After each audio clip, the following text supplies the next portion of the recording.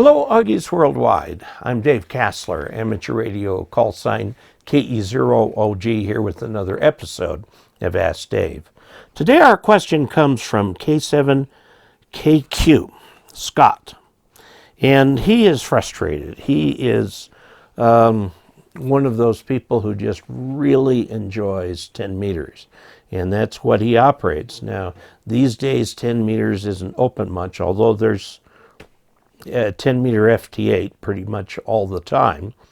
And when the band does open, it really opens and you can get some pretty good DX contacts. He has a weird problem. He has an antenna in his attic, and he's got high noise levels, S7, S8. And he has tried a variety of things. When he's got, let's see, does he say what radio he's got? He doesn't. Well, let's just assume ICOM 718. Okay, so he has an ICOM 718, which is ICOM's entry-level radio. It's a nice radio.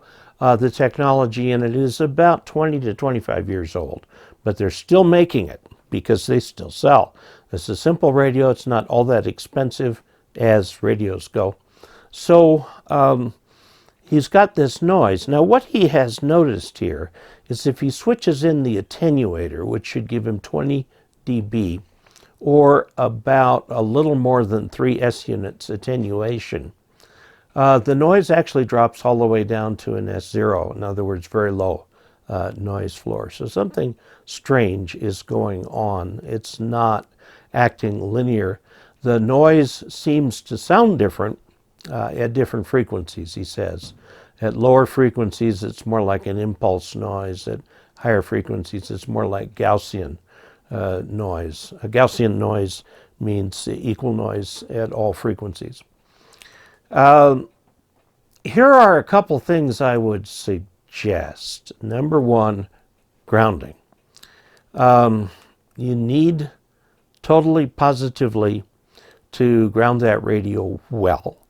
You should have, best to have your shack on the first floor, or if you're in England, the ground floor.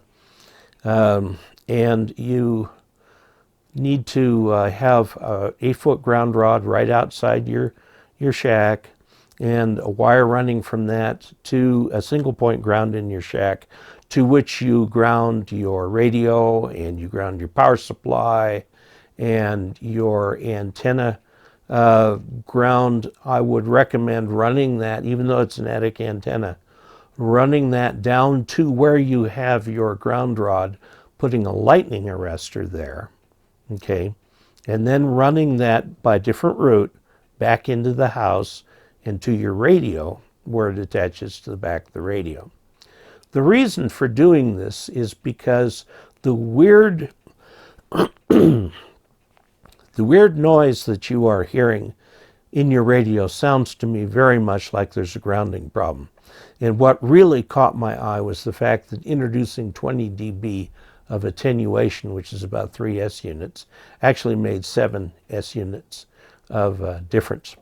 Now, one thing to note on the ICOM radios, sometimes those S units are not the classic 6 dB, but are only 3 dB. So if you're going to knock the signal down 20, that becomes, let's see, 6 times 3 is 12, 18. Okay, 18 dB, that's 6, 7, it's almost 7 S units to knock it down that much. So that may be the simplest thing that is going on. You can still work your radio with that much loss of gain, but it may not be very satisfactory. So ground that thing very, very thoroughly. And he mentions he uses ferrite beads. That's a good idea, but that's a second step after you've got your ground all squared away. I know a guy in Montrose, Lou French, who has quite a number of antennas, and he grounds them all to a single point ground at a ground rod with the lightning arresters, and then runs them back up to his second story shack, and things work very well for him. So that might be something you can look at. Giveaway number 4 is coming up, and this is giveaway number 4 right here. It's an antenna. It's an antenna by Alpha Delta, and it's the model DXEE, and it has traps for 40 and 20, so it'll work on whichever half of the 40 meter band you select. You can select like the lower half so you can work FT8, you can select the upper half so you can do sideband. Then it covers all of 20, all of 15, and the important part of 10 meters. Okay, so it's got it's a fan dipole, plus it's the trapped dipole. It's a very nice antenna. They're kind of pricey. It's built like a Sherman tank. It is very, very sturdy.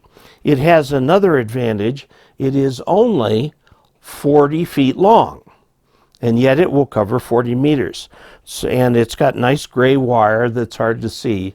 This can be set up as an inverted V, even only 20 feet high, and so it'd be a great antenna in some HOAs that will allow limited antennas, but not the great big ones. I kind of like this antenna. This was one of the antennas that I considered to be the reference station antenna, but because it only covered part of 40 meters, it was not selected. It's still a fine antenna. Here's how you enter. Send a postcard, QSL card, or a simple envelope with a single sheet of paper in it. Send it to Dave Kassler, KE0OG, P.O. Box 98, Ridgeway, Colorado, 81432. Send to me the giveaway number, which is number 4, giveaway number 4. Okay, put your name, call sign, the address to which you want this mailed. It'll come via United States Postal Service, priority mail, and also include in there your phone number in case I need to get in touch with you. Now note that I do not need your email or anything like that.